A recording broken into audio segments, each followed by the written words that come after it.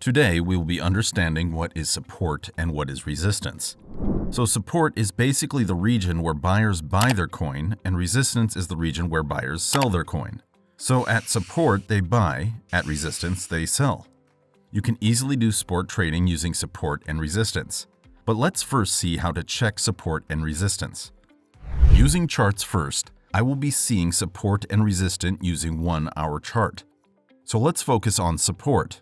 First, support is an area from which Bitcoin is bouncing off. If I see that whenever Bitcoin is in this range, whenever it comes in this range in 1 hour chart, it bounces back upwards. So you can say that 28,606 still 28,000 is very good region for Bitcoin support. Whenever it comes in this region and whenever it goes up, you can sell. So now let's draw the resistance in one graph. Now you see whenever Bitcoin comes in this region or in this region, it goes downward. So you can say that this is a good resistance for Bitcoin. So what you can do is buy a Bitcoin in this range and sell Bitcoin in this range. And you can daily make 2 to 3% profit. For example, at 7 p.m. on the 14th of May, Bitcoin was at 28,600. You could have easily bought it over here, and then you could have easily sold it on the 16th of May, 4 a.m. at 31,400. So that's around 2 to 3% profit in only 2 days. This is business! People normally use 1 hour graphs to do intraday trading.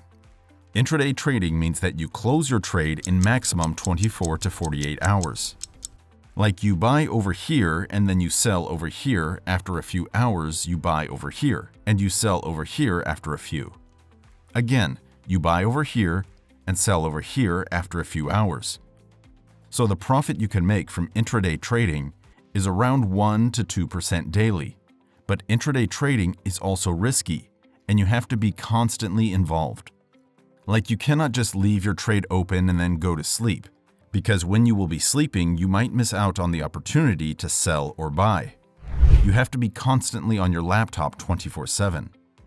If I switch to 4 hours graph, this is what I see the shape of the graph currently.